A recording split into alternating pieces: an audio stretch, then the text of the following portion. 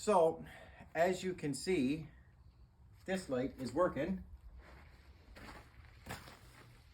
And this light is not. Therefore, we got a blown park light, sorry. Well, a blown bulb is what I'm trying to say. And I know that it's blown because, well, you can see it, right? Now, you think to yourself, well, that's an easy situation on a 2014 Ford Escape, but it's not. It's not simple. This here is for your tow hitch. This has nothing to do with getting your hands inside of here to change this bulb. There's no way you can take anything out. You can't go from inside of here. So what you have to do, if you come around with me, you got to take off the tire, and you have to take off this portion and then this piece of inside the wheel wall in here. You have to take off the tire, you have to take off this piece here, and you have to take out the inner wheel wall. Wheel well, whatever. And that's how you get, and it's not easy then. Even then, it's not an easy job. See that? That's rock chips from driving this winter. All this you see on the front of the hood is all rock chips. Horrible. So I'm gonna start getting out of it. Sorry guys, I put a rag over the front of the car to cover up some personal information. It's not a license plate, it's something on a plate that I don't want nobody to see. So this car here, this is the first time this car has been on the channel. It's our 2014 Ford Escape. Now, it's not my favorite car. I don't really drive this car. And the reason why is, well, for one, it's a little 4-cylinder. And second is, I just don't find it comfortable. I find it rides rough. It has the panoramic sunroof on the top. And sorry guys, I was cleaning it out, in the process of starting to clean it out earlier. As you can see, you know, it's not bad inside, I guess. It's half decent. But yeah, it's just not my thing. You know me guys, I like the big sixes. I got that horrible Equinox out there. But yeah, here it is, 2014 Ford Escape. And it works really good. I can't really say anything bad about it right now because I don't really have anything bad to say about it. But it's been pretty good, I guess. For me, it's just, you know, that little engine. I'll pop the hood and show you.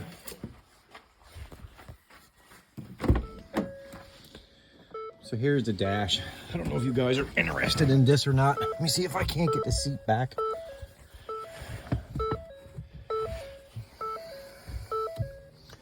Okay, back I'm going. Slowly, surely, slowly. So yeah, it's the screen is not flickering in the car. It's only for when you see it on the video. So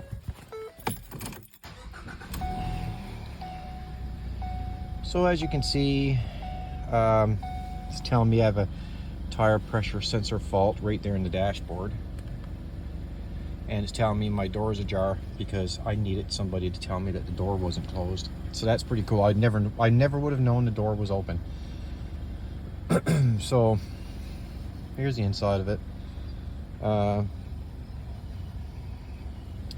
But for me, like, I'm tall, so it's just not my thing. It's not my kind of car. And I find there's a lot of rattles inside the cab. Like, things rattle the sunscreen cover, which, you know, it's all power. This thing is power. As you can see, opens up, and there's my ceiling. And then the sunroof opens up. And then if you push this button here, it'll give you the full panoramic roof. And you can close this one. Again, obviously, sunroof, you can close it. So yeah, now you can have the casing open, or you can have it closed. Like I said, it's just, I'm a big guy, tall guy, and it's just not comfortable for me. I'm looking for the hood release. That's how much I know this car. As I said, I don't drive this very much. come over, I'll show you. There's not much to see. I took measurements, and my Keurig is basically the same size as what this is. So it's not much to see. It's a little, what is this, 2 liter. So it's no. Okay, it's saying 1.6 and 2 liters. So is it telling me there's 2 engines in it? Let me see up here. So 2014, 2 liter. Okay, so it's the 2.0, 2 liter engine. I don't really know anything else about it, because for me, I don't care. For me, I don't care to know any more else about it. So yeah, it's a 2 liter. I thought it was a 1.8, so, right? So, but yeah, it's a 2 liter EcoBoost. And yeah, there's not much boost, man. Not very much power in this, but anyway, yeah, so the engine in my Keurig is basically the same size.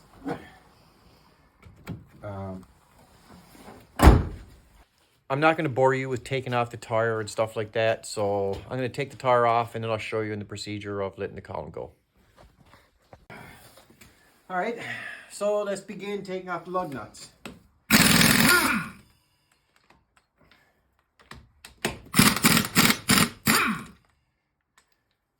I'm not going to take them all off because I haven't got a jack. I'm just going to loosen up a couple.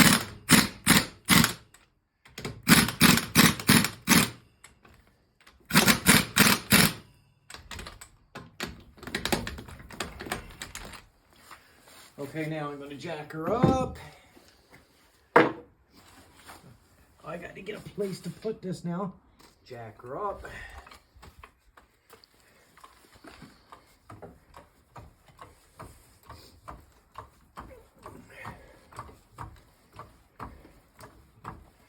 Wouldn't a ramp be nice?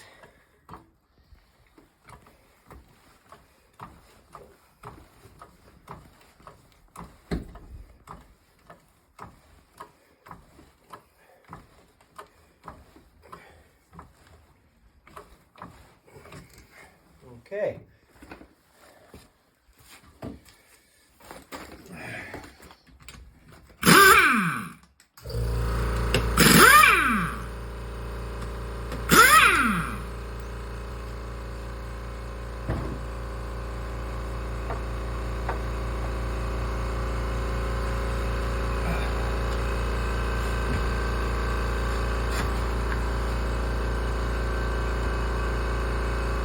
As you can see, I got all new brakes.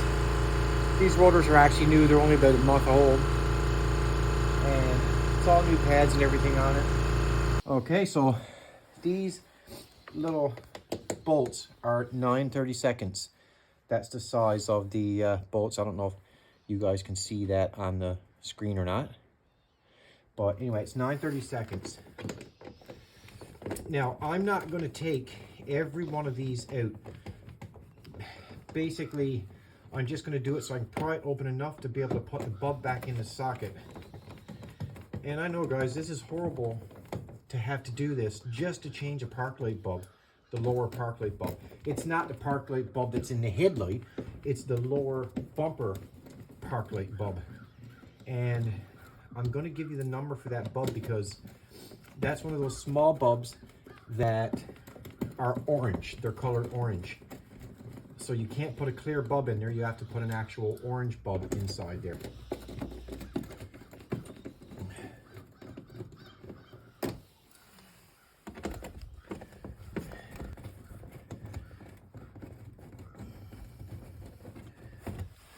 Probably going to take one more up here. And I might take, no, yeah, just this one. And I'm going to lay these up here. And if you don't pull this piece off from its brackets, then you can't get this piece out. Now you can actually get at it. So I took the old bulb out. Let me see if I can, you stay there. Yeah. So I already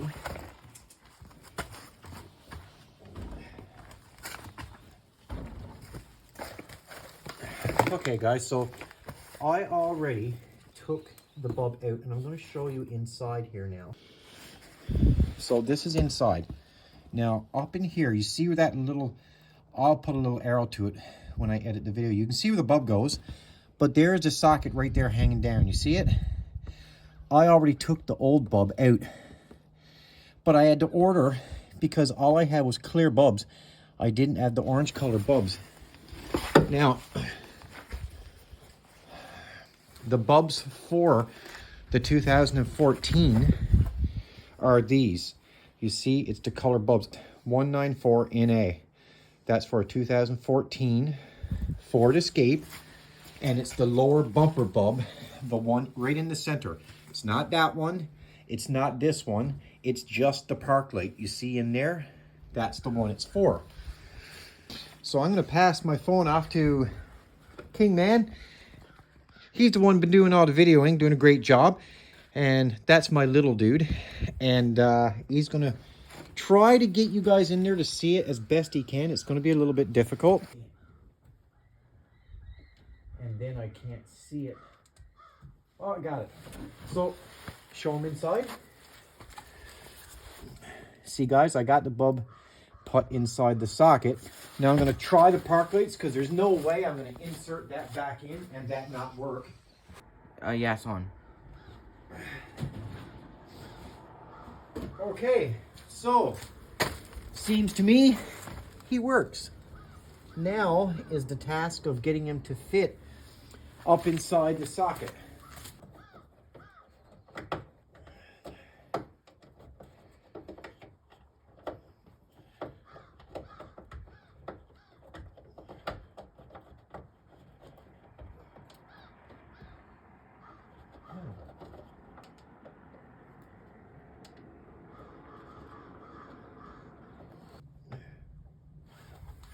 Okay, let's go to the front of the car.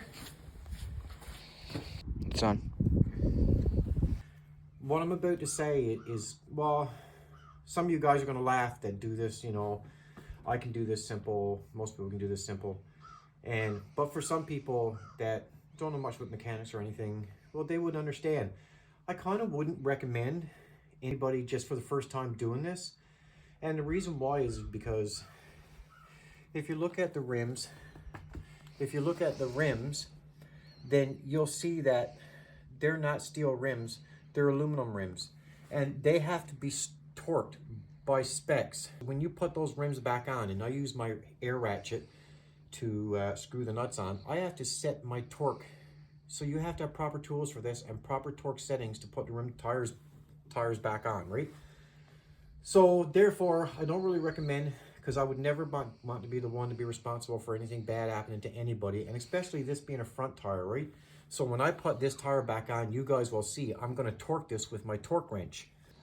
Another thing is when you take this piece out, it's very easy to break these. There's little clips, and they break so easy. You have to be very careful. I know it looks like I grabbed onto it, but I took all this apart a couple days ago because I took the old bulb out.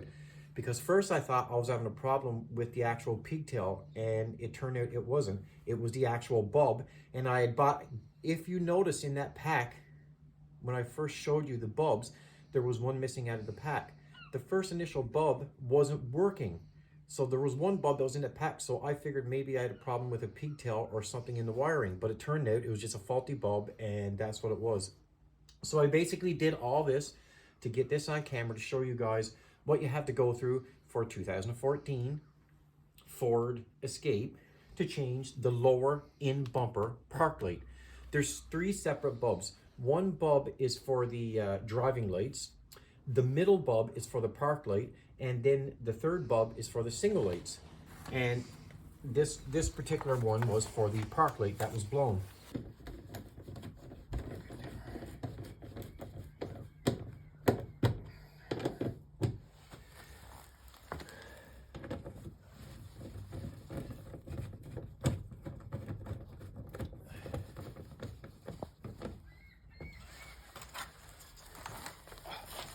Now I'm going to put the tire back on.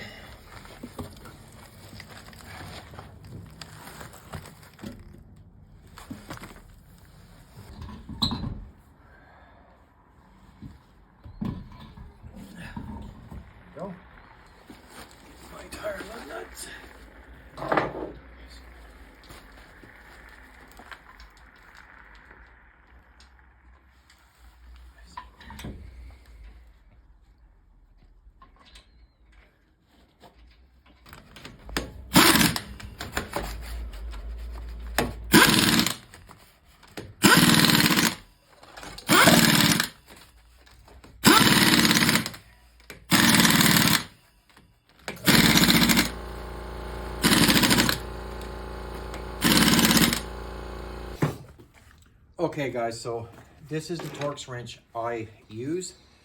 I'm not going to give you the specs that I set for my Torx nuts. I prefer if you find out your own information from a garage or from the internet. I wouldn't want to be the reason, and maybe specs are different. I'm in Canada, I don't know, right? So I don't want to give you my specs. You guys should search it on your own. You'll hear the click. And you know, when you hear that click, you know that those tires are on solid. And again, guys, you'll hear that click. That click is this device telling me I'm at my foot-pounds for the torque of this nut. See? We heard the spec. We heard the click. You see? Now, I'm used to it. I know what my compressor is set at. So when I put my lug nuts on, I go till my compressor reaches its limit on the air setting I have. Basically, the setting I had on my compressor is the mount. And as you can tell, I'm not having to put any more Torx weight on it. You see, my click is right there. I know I'm hearing my click. I know I'm good. I'm double checking it. So should everyone.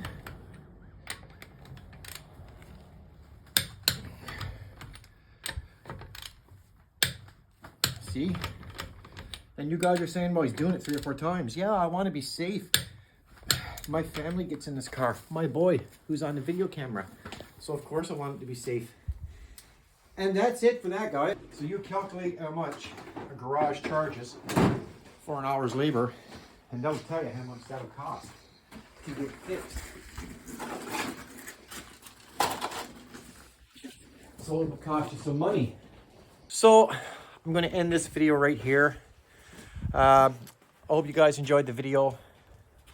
Remember, guys, stay tuned, because as I know and as my little human knows, we have a very special, cool car coming. Am I right, buddy? All I'm going to tell you is it's a 65, a 1965 we have coming here.